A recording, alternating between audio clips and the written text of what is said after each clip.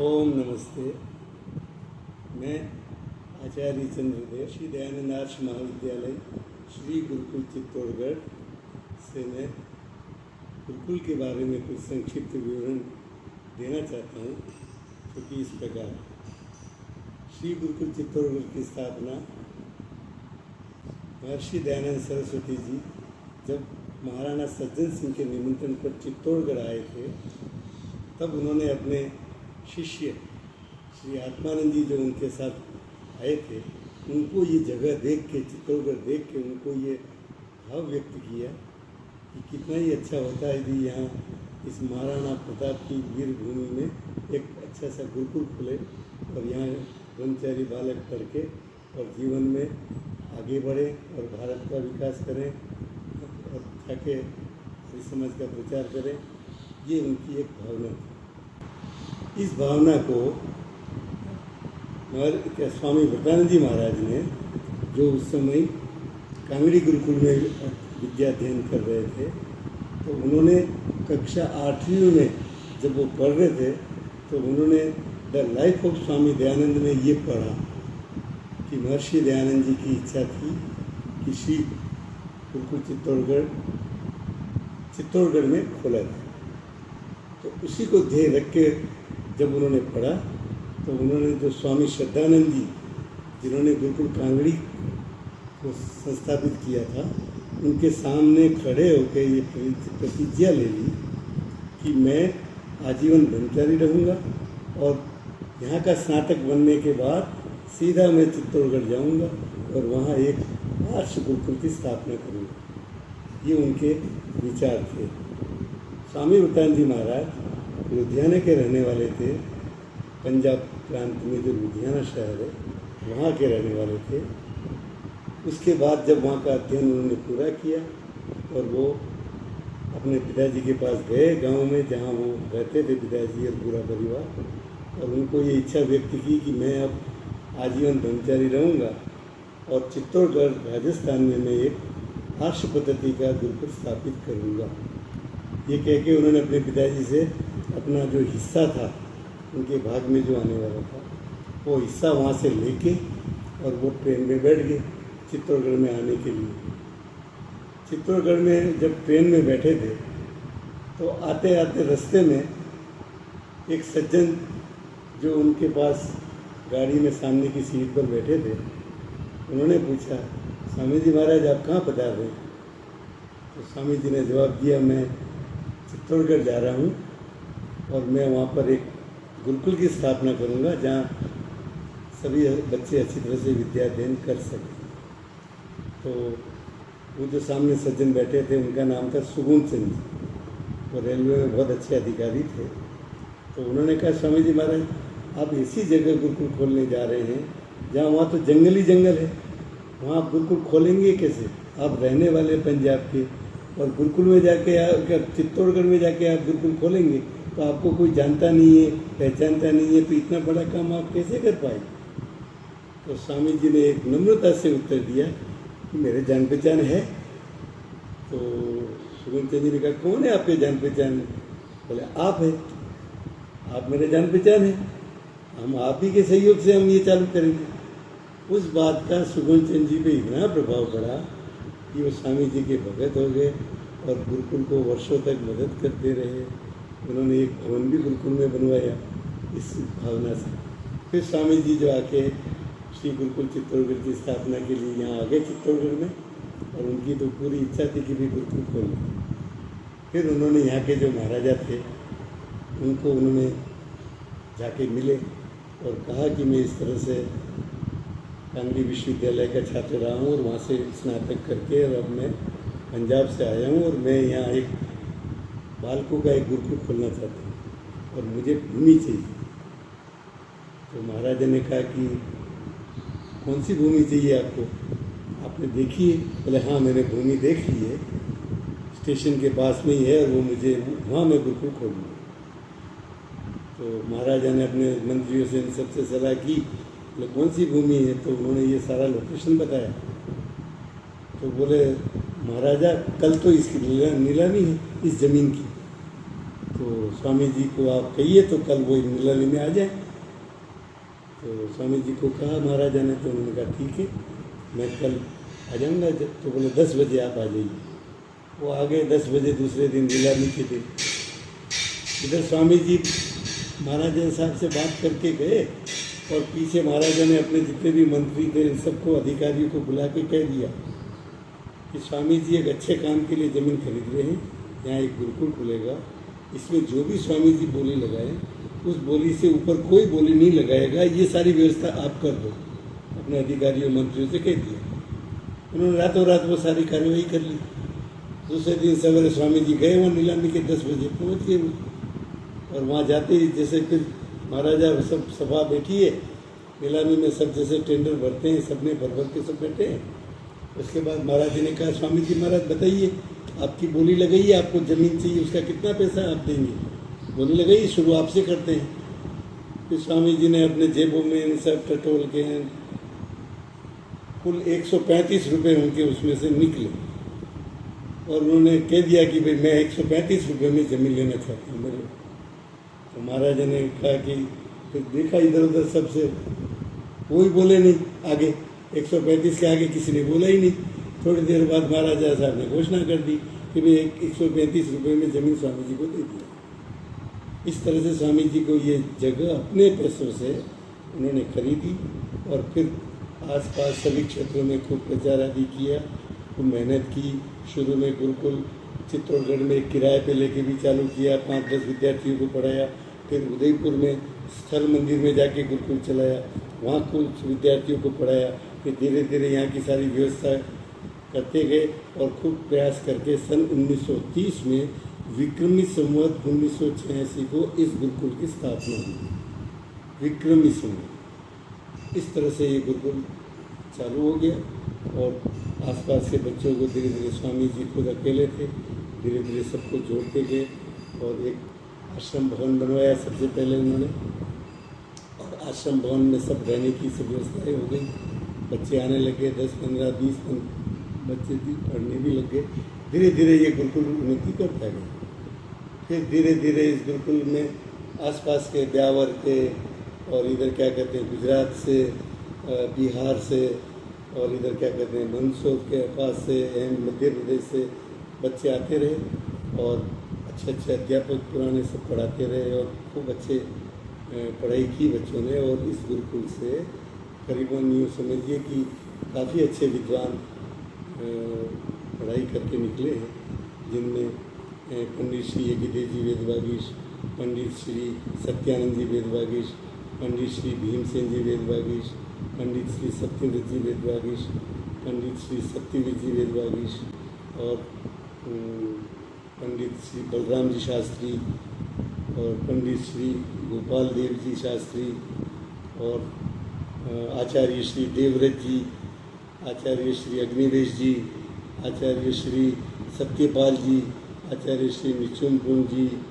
और ऐसे कई विद्वान इस गुरुकुल से स्नातक होके गए और भारत के सभी क्षेत्रों में उन्होंने बहुत अच्छा काम किया। कुछ तो कर रहे हैं और कुछ स्वर्गवास भी हो गए, लेकिन इस गुरुकुल से काफ़ी अच्छे विद्वान बाहर निकले हैं और उन्होंने आर्य समाज का बहुत काम किया। आज की स्थिति में जो गुरुकुल जब स्वामी जी ने खोला था उस समय के जो ब्रह्मचारी यहाँ पढ़ते थे उनमें एक यज्ञदेव जी वेदवागीश थे, पंडित भीमसेन जी वेदवागीश थे और पंडित वेदानंद जी वेदवागीश थे। ये भी वेदानंद जी वेदवागीश भी बहुत बड़े विद्वान थे। उन्होंने भी गुरुकुल में वेदवागीश उपाधि प्राप्त करके बहुत यहाँ भी ब्रह्मचारियों को खूब पढ़ाया। फिर बाद में हरियाणा में जाके जचर गुरुकुल में भी उन्होंने यूनिवर्सिटी भी एक स्थापित की और काफ़ी उन्होंने आर्य समाज के लिए शिक्षा के लिए बहुत काम किया। तो इस तरह से ये गुरुकुल का काफ़ी समाज में सहयोग रहा है। यहाँ से बहुत अच्छे अच्छे विद्यार्थी निकले हैं जो राजकीय सेवाओं में भी बहुत अच्छी अच्छी पोस्टों पर काम किया है। यहाँ के जो पढ़े हुए विद्यार्थी है वो भारत सरकार में भी अच्छी पोस्टों से पढ़ाई करके और सेवा दी उन्होंने और अच्छे जगह से रिटायर्ड में। इसी तरह से शिक्षा के में भी कई यहाँ के बड़े बड़े डॉक्टरेट बच्चे हुए हैं, बालक हुए हैं और उन्होंने प्राध्यापक के पद पर भी कॉलेजों में अच्छा प्रदर्शन किया। उसमें श्री पंडित वासुदेव जी शास्त्री भी थे, जो बहुत बड़े विद्वान थे। उन्होंने भी कॉलेज से रिटायरमेंट लिया था जब पढ़ाते थे। इसी तरह से यहाँ के विद्यार्थी से वीरदेव जी बिष्ट थे, वो भी बहुत पढ़े लिखे थे, पढ़े यहाँ पे। और इसी तरह से प्रकाश चंद जी वेदालंकार, इसी तरह से नरेंद्र कुमार जी वेदालंकार, डॉक्टर अंशुमान जी, और क्या कहते हैं Rameshwar ji Upadhyay chartered accountant, Shri Ramchandra ji Garhwal principal केंद्रीय विद्यालय से रिटायर्ड हुए हैं। इसी तरह से अर्जुन देव जी भाटिया, जो यहाँ से पढ़ाई करके और अमेरिका में भी रहते हैं वो। इसी तरह से डॉक्टर सुरेंद्र भारद्वाज, वो भी यहीं के पढ़े हैं, वो भी जाके अमेरिका में बहुत अच्छा काम कर रहे हैं। इसी तरह से इस गुरुकुल में पढ़े हुए एक रत्नाकर भारती भी हुए हैं, जो BBC लंदन पे न्यूज़ देते हैं पूरे विश्व को। वो भी इस गुरुकुल के छात्र रहे हैं। और एक लक्ष्मी नारायण जी पांडे हैं, वो भी इस गुरुकुल के छात्र रहे हैं और मंदसौर में राजकीय नेता है बहुत बड़े भारतीय जनता पार्टी के। तो इस तरह से इस गुरुकुल ने काफ़ी कुछ दिया है। और फिर जो मैं कह रहा था कि स्वामी विवेकानंद जी के समय एक ब्रह्मचारी थे श्री यज्ञदेव जी वेदवागीश, उन्होंने भी इसी तरह से स्वामी जी की तरह ही एक प्रतिज्ञा ले ली थी कि मैं भी आजीवन ब्रह्मचारी रहूँगा और मैं गुरुकुल की सेवा करूँगा। तो उन्होंने भी यहाँ पढ़ाई की, वेद निरुक्ताचार्य किया, व्याकरणाचार्य किया और MA संस्कृत में गोल्ड मेडलिस्ट किया यहाँ रहते हुए। और कॉलेज में प्रोफेसर भी बन गए कानपुर DAV कॉलेज में। और सब करने के बाद फिर स्वामी जी ने उनको पत्र लिखा कि आप तो गुरुकुल के लिए बने हैं, फिर आप वहाँ पर सेवा क्यों दे रहे हैं, आप जल्दी से जल्दी गुरुकुल आ जाइए। तो आचार्य जी श्री यज्ञदेव जी ने वहाँ की भी नौकरी त्याग करके और यहाँ गुरुकुल में आ गए और यहाँ वर्षों तक पढ़ाते रहे। और सन 1969 में फिर स्वामी जी का थोड़ा स्वास्थ्य नरम होता जा रहा था, तो उन्होंने सन 1969 में सारा गुरुकुल की जिम्मेदारी, मंत्री, मुख्य अधिष्ठाता, ये सब जिम्मेदारी श्री यज्ञदेव जी पे डाली। और उन्होंने फिर सन 1969 से लेके 2016 तक इस गुरुकुल का खूब विकास किया। इस गुरुकुल को एकदम सुंदर सुव्यवस्थित बना दिया और सभी व्यवस्थाएं जो एक गुरुकुल में होनी चाहिए और प्राथमिकता से उन्होंने पूरा जीवन इसमें लगा दिया। और बहुत विद्वान थे। और 15 अगस्त 1916 को उनका हार्ट अटैक से मतलब मृत्यु हो गई उनकी। और उनके जाने के बाद फिर उन्हीं के शिष्य मैं चंद्रदेव पटेल, जो मैं अभी आपसे मैं बोल रहा हूँ, उनके था कि भाई ये भी गुरुकुल के छात्र रहे हैं, वर्षों से गुरुकुल की सेवा कर रहे हैं, तो वो सारी जिम्मेवारी फिर स्वामी मतलब आचार्य जी की जो है वो मैनेजिंग कमेटी ने सारी जिम्मेदारी मुझे दे दी। और मैं 16 अगस्त 2016 से गुरुकुल की सारी व्यवस्थाएं, प्रशासन की, हिसाब किताब की सब मैं देखता हूँ। और इस गुरुकुल का जितना विकास हो, उन्नति हो, ये पूरा प्रयास मैं कर रहा हूँ। आज ये गुरुकुल एक अच्छी स्थिति में है और सारी सुविधाएं यहाँ पर हैं। और हम 24 घंटे हमारी टीम है, उसमें श्री हीरानंद जी हैं, श्री रामेश्वर जी मेरे साथ हैं, श्री शांतिलाल जी मेरे साथ हैं, और क्या कहते हैं श्री नरेंद्र जी ने भी बहुत सहयोग दिया, जो अभी चले गए हैं, लेकिन उन्होंने भी बहुत सेवा दी इस गुरुकुल में। नरेंद्र जी शास्त्री जो गुरुकुल जज्जर से पढ़े थे, गुरुकुल जज्जर में उन्होंने पढ़ाया भी है, उन्होंने भी 12-13 साल तक गुरुकुल की खूब सेवा की है। और इसी तरह से एक यहाँ रूपचंद जी हैं, उन्होंने भी पूरी ज़िंदगी गुरुकुल में लगा दी, खूब अच्छी सेवा कर रहे हैं। हाँ, श्री गुरुकुल चित्तौड़गढ़ में महर्षि दयानंद जी ने जो सत्याप्रकाश में जो पाठ विधि लिखी है, आर्ष पाठ विधि प्राचीन व्याकरण पद्धति, गुरुकुल जब से स्थापित हुआ है सन 1930 से अभी तक वही कोर्स यहाँ पढ़ाया जाता है। कोई अर्वाचीन विषय पढ़ाए नहीं जाते हैं। जो स्वामी जी के अनुकूल थे, महर्षि दयानंद सरस्वती जी के, और उन्हीं के शिष्य श्री स्वामी विवेकानंद जी महाराज जी ने कहा कि भाई यहाँ पर आर्ष पद्धति ही पढ़ाई जाएगी। तो अभी भी गुरुकुल में आर्ष पद्धति के पैटर्न पर ही पढ़ाई होती है और उनको शिक्षा भी उसी अनुरूप दी जाती है। और दोनों समय यहाँ हवन संध्या आदि सब होता है। तो आर्य समाज के सभी गुरुकुलों में सवेरे 4 बजे उठना, शाम को 8:45 सोना, नियमों में रहना, ये सारी मतलब प्रवृत्ति गुरुकुल में चलती है। श्री गुरुकुल चित्तौड़गढ़ में 90% बच्चे तो निःशुल्क पढ़ते हैं। यहाँ किसी तरह का कोई पैसा नहीं लिया जाता है, गुरुकुल ही सारा खर्च करता है। शिक्षा सर्वथा निःशुल्क है। आवास, निवास, जो भी और दूसरी सुविधाएं सब निःशुल्क है। केवल 1000 रुपया भोजन निमित्त एक निर्धारित शुल्क रखा गया है, जो कुछ गिने चुने बच्चों का ही आता है, और बाकी सब गरीब माता पिता के बच्चे आते हैं तो गुरुकुल दान चंदा सहयोग से इकट्ठा करके और बच्चों की सेवा करता है, और ये सारी व्यवस्था इस तरह से चलती है। तो श्री गुरुकुल चित्तौड़गढ़ में जो है, जो दान चंदा आता है वो स्थानीय चित्तौड़गढ़ से भी थोड़ा बहुत आता है, और जो बड़े बड़े शहर है, बॉम्बे है, कलकत्ता है, अहमदाबाद गुजरात है, इधर क्या कहते हैं इंदौर है, इधर जींद है, ऐसे सब जगह जो बड़े बड़े सेठ लोग जो है उनको हर साल हम अपीलें करते हैं, तो वहाँ से भी दान चंदा हमको इकट्ठा होता है, और उससे गुरुकुल का खर्चा चलता है। सबसे पहले आश्रम भवन बना, वो स्वामी जी ने अपने सहयोग से बनाया। सबसे पैसा इकट्ठा करके कुछ घर से लाए थे, उससे आश्रम भवन की उन्होंने स्थापना की। उसके बाद विद्यालय भवन बना। जो अखाड़ा के जो महंत, इंदौर के जो एक बहुत बड़े महंत थे अखाड़ा संप्रदाय के, उन्होंने इस भवन के लिए उस समय पैसा दिया, तो उससे विद्यालय भवन बना। फिर दूसरा छात्रावास भवन जो संदीपनी आश्रम अभी जिसका नाम है गोविंद आश्रम, उसको नानजी भाई कालिदास मेहता जो पोरबंदर के सेठ थे, उन्होंने दान से सहयोग करके ये गोविंद आश्रम का भवन बनवाया। इसी तरह से कार्यालय भवन है और अतिथिशाला भवन है। यहाँ भी एक माता थी कोई, उन्होंने सहयोग दिया, नाम मुझे अभी स्मृति में नहीं आ रहा, तो ये 2 भवन, कार्यालय भवन, अतिथि भवन जो है उनके सहयोग से बने। इसी तरह से व्यायामशाला भवन है, वो बॉम्बे के प्रसिद्ध उद्योगपति श्रीमान सेठ माननीय श्री शूरजी वल्लभदास, जो गुरुकुल के प्रधान भी वर्षों तक रहे, उनके सहयोग से ये व्यायामशाला भवन भी बना। इसी तरह से राजकुटीर भवन है, जो राजपाल एंड सन्स नई दिल्ली के जो सेठ है विश्वनाथ जी, सुरेंद्रनाथ जी, दीनानाथ जी और प्राणनाथ जी मल्होत्रा परिवार से थे। इनके सहयोग से ये राजकुटीर भवन बना, जिसमें प्रिंसिपल निवास, गेस्ट हाउस और ये सारी व्यवस्थाएं उसमें चलती है। इसी तरह से विद्या सभा भवन हुआ, उनमें भी सेठ प्रताप सिंह जी शूर जी और सेठ श्री आदित्य प्रताप सिंह जी शूर जी का पूरा सहयोग से, उस सहयोग से विद्यासभा भवन बना।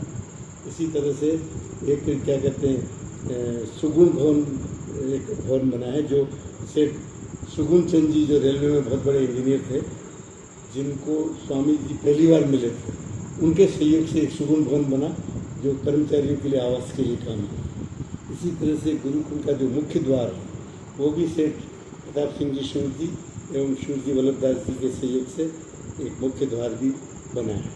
इसी तरह से गुरुकुल के पास फार्म हाउस है, 300 बीघे की जगह है, जो चित्तौड़गढ़ से 35 किलोमीटर दूर है। वो भी किसी एक मान सिंह का ग्रुप, भीलवाड़ा के बहुत बड़े सेठ थे, उन्होंने स्वामी जी को दान में 300 बीघा जमीन भी दी थी। आज वो अच्छे विकास हो चुका है उसका, और उसमें गुरुकुल से सारा अनाज आदि गुरुकुल को बहुत मदद रहती है, गायों की सेवा होती है, वहाँ से खुद कुछ अनाज में चारा भूसा सब आता है। तो इस तरह से गुरुकुल का थोड़ा बहुत ये खर्चा, दान चंदा, कुछ क्या कहते हैं अनाज से, खेती से, कुछ दूध बिक्री से। गुरुकुल गौशाला में 200 गायें अभी है, उनकी हम सेवा करते हैं, दूध होता है, उससे भी थोड़ी बहुत इनकम होती है, उनकी सेवा करते हैं, कर्मचारियों को दूध की सारी व्यवस्था। छात्रावास में प्रवेश कक्षा 1 से हम लेते हैं, कक्षा 1 से लेके प्रवेश करते हैं, और टीसी और साक्षात्कार के आधार पर यहाँ बालकों का प्रवेश होता है। बालक स्वस्थ होना चाहिए, थोड़ा बुद्धिमान होना चाहिए, ये सारी चीज़ें हम देखते हैं। उसके बाद बच्चे को प्रवेश करते हैं, और बालक की आयु 8 से 12 साल तक की, 8 साल से छोटा नहीं होना चाहिए और 12 साल से बड़ा नहीं होना चाहिए। इस तरह से 8 से 12 साल तक के बच्चों को यहाँ पहली जून से लेकर प्रवेश प्रारंभ हो जाता है, और 1 जुलाई से फिर व्यवस्थित विद्यालय चालू हो जाता है। जो क्रीड़ा आदि है, और गुरुकुल में बच्चों के खेलने के लिए सारी सुविधाएं हैं। खेल का एक बहुत बड़ा मैदान है, यहाँ पर क्रिकेट का खेल खेला जाता है, फुटबॉल खेला जाता है। इसके अलावा व्यायाम के सारे अभ्यास कराए जाते हैं, लाठी, लेजीम, तलवार और ये सब चीज़ें जो गुरुकुलों में आर्यवीर दल जो चलाते हैं, उसी पद्धति पे गुरुकुल में भी बालकों को ये सब शिक्षा दी जाती है। इसमें शस्त्रों की और व्यायाम की भी पूरी शिक्षा दी जाती है। दंड बैठक, कुश्ती, ये सब चीज़ें यहाँ सिखाई जाती है बच्चों को। गुरुकुल में एक भव्य यज्ञशाला मंदिर बनी हुई है जो पंचकुंडी यज्ञशाला है। भारत में ऐसी एक भी यज्ञशाला नहीं है जो पंचकुंडी यज्ञशाला है। 2.5 बीघा में एक यज्ञशाला बनी हुई है। वहाँ दोनों समय गुरुकुल के ब्रह्मचारी द्वारा दोनों समय संध्या हवन वेद पाठ होता है। इस यज्ञशाला में भी कई दानियों ने सहायता प्रदान की, जिसमें सबसे मुख्य सेठ कनक सिंह जी आशर, सल्तनत ओमान मस्कत, उन्होंने खूब अच्छी राशि दान दी थी। उसके बाद पंडित श्री यज्ञदेव जी वेदवागीश ने इसमें खूब अच्छा सहयोग किया था। इसी तरह से सेठ प्रताप ब्रजेश्वर जी वल्लभदास जी के बॉम्बे में जो बहुत बड़े उद्योगपति है, गुरुकुल के प्रधान भी रहे, उन्होंने भी बहुत सहयोग किया था यज्ञशाला में। तो इसी तरह से बहुत सारे सेठों ने इसमें सहयोग किया है और ये एक अच्छी सी भव्य यज्ञशाला गुरुकुल में बनी है जो देखने लायक। और विद्यालय में बच्चों के जैसे 8 बजे से विद्यालय लगता है और सवेरे 4 पीरियड, शाम को 4 पीरियड, और उन सब में जो राजकीय जो कोर्स है 8वीं तक सारा चलता है। 9वीं से फिर जो संस्कृत में मध्यमा शास्त्री आचार्य की पढ़ाई होती है, जो यूपी बोर्ड जो है वहाँ से परीक्षाएँ दिलाई जाती हैं। विद्यालय में बच्चों को सदाचार की मेन शिक्षा दी जाती है, उनको सदाचार सिखाया जाता है, संध्या में सिखाया जाता है, सारी धार्मिक प्रवृत्तियाँ सिखाई जाती हैं और बच्चों को भाषण देने की कला सिखाई जाती है। हर शनिवार को सभाएँ होती है, उसमें सब बच्चे अपना अपना वक्तव्य प्रस्तुत करते हैं और जितने भी होली है, दीपावली है या कोई भी उत्सव है हिंदू समाज का, उन सब पे विशेष हवन होता है और सभाएँ होती है। इसी तरह से रक्षाबंधन पे संस्कृत दिवस के रूप में बहुत बड़ा फंक्शन मनाया जाता है और 15 अगस्त 26 जनवरी को विशेष कार्यक्रम ध्वजारोहण आदि का होता है। उसमें व्यायाम प्रदर्शन भी होते हैं, सांस्कृतिक कार्यक्रम बच्चों के होते हैं, बड़ा हवन भी होता है। तो ये सारी सुविधाएं यहाँ प्राप्त हैं, बच्चों को ये सब सिखाया जाए। श्री गुरुकुल चित्तौड़गढ़ में जितने भी छात्र आवासीय छात्र हैं जो आवास करते हैं, गुरुकुल छात्रावास में रहते हैं, उनके लिए भोजन की तीनों समय की पूरी व्यवस्था है। उसके साथ कर्मचारियों के भोजन करने के साथ साथ यहाँ के जो कर्मचारी हैं जो गुरुकुल में ही रहते हैं, जो अविवाहित हैं, अकेले रहते हैं, उनको भी भोजन की पूरी व्यवस्था हमारे भोजनशाला में होती है। सवेरे प्रातः दिया जाता है बच्चों को फुल पेट भर के। कभी दलिया बनाया जाता है, कभी खीर बनाई जाती है, कभी पोहा बनाया जाता है, कभी हलवा बनाया जाता है। तो नाश्ते में जो उपयुक्त होता है वो बच्चों को फुल पेट भर के सवेरे प्रातः 8 बजे कराया जाता है और उसके बाद बच्चे सब विद्यालय में जाते हैं। फिर दोपहर का भोजन 12 बजे कराया जाता है। 12 बजे के भोजन में एक सब्जी, एक दाल और रोटी देशी घी से चुपड़ी भी दी जाती है और साथ में छाछ या दही ये भी दिया जाता है दोपहर को। वो सुविधा से कभी होता है तो कभी नहीं। इसी तरह से शाम का भोजन 6:30 बजे होता है और वो भी फुल एक सब्जी, एक दाल और रोटी चुपड़ी हुई और फुल पेट भर के बच्चों को भोजन दिया जाता है। और ये भोजन हर बार अलग अलग बनता है, सब्जियां चेंज हो जाती हैं और क्या कहते हैं प्रकाश चेंज हो जाता है। सप्ताह में एक बार मीठा बनता है, बुधवार को कढ़ी चावल बनता है, रविवार को खीर बनती है। इस तरह से विशेष भोजन भी हर उत्सव पर, होली, दीपावली या जो भी कोई फंक्शन हो, कोई स्थापना दिवस हो या कोई विशेष वार हो, त्यौहार हो, तो उस दिन विशेष भोजन बनता है। तो यहाँ खाने पीने की फल फ्रूट आदि दिया जाता है बच्चों को, प्रातः में भी दिया जाता है, कभी 4 बजे भी दिया जाता है। ये सारी सुविधाएं गुरुकुल में पूर्ण रूप से सुव्यवस्थित चल रही है। गुरुकुल में अवकाश का बिल्कुल नियम नहीं है। एक बार बालक प्रवेश हो गया तो हम अवकाश नहीं देते हैं। केवल विशेष परिस्थिति में दो बार अवकाश दिया जाता है।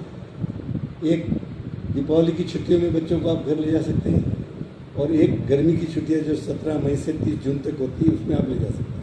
लेकिन आप नहीं ले जाना जाना चाहते हैं तो बच्चे यहाँ रह भी सकते हैं, लेकिन बीच में छुट्टी कभी नहीं दी जाती है जब तक कोई विशेष कारण नहीं। कोई मान लीजिए किसी के घर में दुख का कोई समाचार हो, या कोई शादी ब्याह हो परिवार में, या कोई विशेष ऐसा काम हो, तो एक विशेष स्पेशल छुट्टी 1 दिन की 2 दिन की विशेष स्थिति में दे सकते हैं। बाकी छुट्टी का प्रोविज़न केवल 2 है। बालक यदि छात्रावास में अस्वस्थ हो जाते हैं तो यहाँ प्राथमिक उपचार की भी व्यवस्था है। छोटे मोटे के लिए हम लोग दवाइयाँ रखते हैं, बुखार है, सर्दी है, कोई चोट लग गई है, तो छोटी मोटी व्यवस्था यहाँ पर है। लेकिन यदि मान लीजिए कुछ ज़्यादा किसी को तकलीफ हो जाती है तो राजकीय जो अस्पताल है यहाँ का, वहाँ इमीडिएट रेफ़र कर दिया जाता है, वहाँ भर्ती कर दिया जाता है, सारा इलाज व्यवस्थित होता है, उनके माता पिता को सूचना दे दी जाती है, वो आके संभाल लेते हैं जब तक हम संभालते हैं। तो बच्चों का पूरा दवाइयों की पूरी व्यवस्था हम ध्यान रखते हैं। हम तो ये चाहते हैं कि सभी माता पिता, चाहे भले ही वो संपन्न हो या कुछ गरीब अवस्था में हो या कुछ कृषक कम पढ़े लिखे, उन सब के लिए तो हम तो यही एक संदेश देते हैं कि आज की कलयुग को देखते हुए बाहर जो बच्चे पढ़ते हैं उनके जो संस्कार बनते हैं, उन संस्कारों से यदि अच्छा आपको पढ़ाना है तो एक बिल्कुल ही ऐसी व्यवस्था है जहां आपका बच्चा पढ़ाई भी करेगा और एक सदाचार शिक्षा प्राप्त करके एक संस्कारित बालक निकलेगा, और वो ज़िंदगी में न तो आपके परिवार को कभी कष्ट देगा और खुद भी अपना अच्छी तरह से जीवन निर्वाह करेगा और एक सदाचार से एक अच्छा जीवन व्यतीत करेगा। उसमें कोई बुराई नहीं, क्योंकि यहाँ का जो शिक्षण है सदाचार का शिक्षण है, संस्कार दिए जाते हैं, पढ़ाई के साथ साथ संस्कार दिए जाते हैं। इसलिए हमारा तो यही संदेश है कि आप अपने बच्चों को ज़्यादा से ज़्यादा गुरुकुलों में पढ़ाएं, यहाँ की शिक्षा उनको दिलाएं। बाकी तो ज़िंदगी भर कमाना है, सेवा करना है, वो तो करना ही है, लेकिन आपकी नींव बच्चों की अच्छी हो जाएगी तो बच्चा आपके से बाहर नहीं जाएगा और वो आपकी सेवा करेगा, समाज की सेवा करेगा, राष्ट्र की सेवा करेगा और बहुत अच्छा नाम करेगा। छात्रावास में बच्चों के रहने के लिए 2 छात्रावास हैं, एक आरुणी आश्रम, एक सांदीपनी आश्रम। आरुणी आश्रम में 4 हॉल है, उसमें उन हॉलों में दोनों तरफ तख्ते आदि लगा दिए जाते हैं, उनके अलमीरा साथ में है, एक एक बच्चे को एक एक तख्ते पे स्थापित किया जाता है और सब बच्चों को रहने की पूरी व्यवस्था है। वहाँ लाइट की पूरी व्यवस्था है। पूरे छात्रावास में, पूरे गुरुकुल में CCTV कैमरे लगे हुए हैं, उन सब का कंट्रोल आचार्य जी के कंप्यूटर में है। वो जब चाहें जब वो सारी पोजीशन स्थिति क्या चल रही है, विद्यालय में क्या हो रहा है, गौशाला में क्या हो रहा है, सारे गुरुकुल में क्या हो रहा है, वो सब दिन भर वो वॉच रखते हैं और जहाँ ज़रूरी होता है वहाँ आवश्यक निर्देश देते हैं। तो ये पूरी सुरक्षा की पूरी व्यवस्था है। इसी तरह से गुरुकुल में मेन गेट चारों तरफ दीवार बनी हुई है, बच्चों की पूरी सुरक्षा है। मेन गेट पे सिक्योरिटी गार्ड दिन भर रहता है, रात को 9 बजे गेट बंद हो जाते हैं। तो पूरी सुरक्षा की दृष्टि से भी पूरी व्यवस्था है, इसलिए बच्चों को कोई कष्ट नहीं होता है। और रात में भी यदि बच्चों को कोई वॉशरूम जाना है या कुछ काम है तो आश्रम अध्यक्ष 24 घंटे बालकों के साथ रहते हैं और हमेशा उनको मदद करते हैं। कभी भी कोई जरूरत हो छोटे बच्चों की सारी पूरी व्यवस्था है। और पंखे लग रहे हैं सभी हॉलों में, लाइटें पूर्ण अच्छी तरह से है, पानी की पूरी सुविधाएं हैं, वॉशरूम की पूरी सुविधाएं हैं, सारी व्यवस्थाएं हैं बिल्कुल। गुरुकुल में जो बालक पढ़ते हैं उनके लिए भी यहाँ पर सारी पढ़ने की पूरी व्यवस्था है। वो यहाँ से विद्वान बन के निकलते हैं तो जहाँ भी जाते हैं तो वो अच्छा काम ही करते हैं, दूसरे बालकों से वो अलग ही नज़र आते हैं, क्योंकि यहाँ की शिक्षा ही इसी तरह की है। यहाँ व्याकरण पद्धति से 9वीं के बाद पूरी शिक्षा दी जाती है, प्राचीन व्याकरण पद्धति पढ़ाई जाती है और आगे जाके बालक विद्वान बन के और समाज में काम करता है, सरकारी सेवा में भी जाता है और आयुर्वेद के लाइन में भी जाता है, अच्छे अच्छे डॉक्टर भी बनते हैं। तो ये सारे प्लान है, बच्चे करते भी हैं। इसके अलावा भी हमारी ये भी इच्छा है कि अब ज़्यादा से ज़्यादा बच्चे यहाँ पर आएँ तो उनको कंप्यूटर की शिक्षा भी हम दें और ये सब व्यवस्था भी हम विचार कर रहे हैं। और आज भी हम पहले से कंप्यूटर का प्राथमिक शिक्षा तो हमने देना प्रारंभ कर दिया है। बच्चों को पहले से इंग्लिश पढ़ाई जाती है, कंप्यूटर पढ़ाया जाता है और गणित, सामाजिक, सामान्य ज्ञान सारे विषय 8वीं तक सब पढ़ाते हैं। उसके बाद फिर बच्चों को जो इच्छा है वो सब्जेक्ट ले सकते हैं, लेकिन संस्कृत विषय से, व्याकरण विषय से उसमें आगे अध्ययन चलता है।